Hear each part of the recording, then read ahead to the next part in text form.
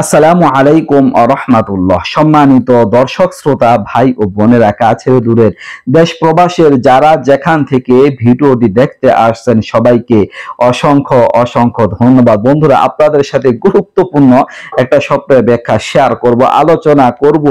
রমজানে রোজা রাখতে দেখলে কি হয়। আপনারা অনেকেই স্বপ্নে রমজানে রোজা রাখতে দেখতে পারেন যে আপনি গুনে গুনে 29 বা 30টা রোজা রেখেছেন। এর কি ব্যাখ্যা, সঠিক ব্যাখ্যা আপনাদের জানাবো আল্লামা ইবনে সিরিন রাহমাতুল্লাহি আলাইহি স্বপ্নে তাবির নামক গ্রন্থ থেকে।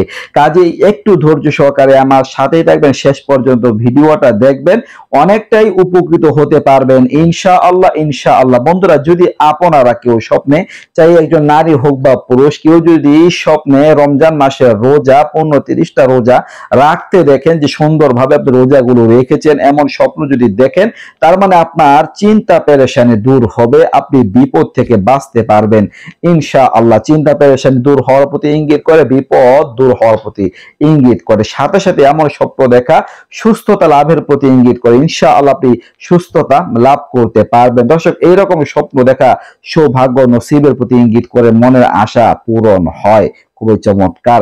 দর্শক, সাথে সাথে এর আরো একটা ব্যাখ্যা হচ্ছে, কেউ যদি 30টা রোজা রাখতে দেখেন, রমজানের রোজা রাখতে দেখেন, তাহলে হতে পারে তিনি কোরআনের হেফজ করবেন, কোরআনের হেফজ তিনি করবেন। এই লক্ষণ বুঝায়, কারণ রমজানের সাথে কোরআনে কারিমের সম্পর্ক আছে, কারণ রমজান মাসে কোরআনে কারিম নাজিল হয়েছে।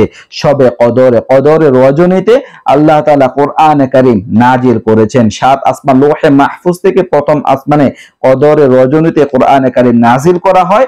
এরপর প্রথম আসমান থেকে একেবারে 23 বছর পর্যন্ত কোরআনে কারিম ধীরে ধীরে ধারাবাহিকভাবে অবতীর্ণ হয় আমাদের নবী সাল্লাল্লাহু আলাইহি ওয়াসাল্লামের প্রতি। তো রমজান মাসের সাথে কোরআনে কারিমের সম্পর্ক রয়েছে। এটা কোরআন নাজিলের মাস, সপ্তম আসমান থেকে প্রথম আসমানে নাজিলের মাস। তো যদি আপনারা এমন স্বপ্ন দেখেন, তার মানে কোরআনে হেফজ করবেন। আপনি যদি একজন মা হন, একজন বাবা হন, যদি এরকম স্বপ্ন দেখেন, তাহলে হতে পারে আপনার সন্তান সন্ততি, তাদেরকে যদি হাফেজ বানানোর ইচ্ছা থাকে, আশা করা যায় তাদেরকে আপনি হাফেজ বানাতে পারবেন। কোরআন ইনশাআল্লাহ তারা মুখস্থ করতে পারবে। বিশাল বড় এক সৌভাগ্যের বিষয়। আল্লাহ তাআলা আমাদের সবাইকে এই সৌভাগ্য অর্জন করা তৌফিক দান করুন, আমিন। এই ছিল আলোচনা। নিত্য নতুন আরো ভিডিও পেতে সবাই পাশে থাকবেন। এই পর্যন্তই। আসসালামু আলাইকুম ওয়া রাহমাতুল্লাহ।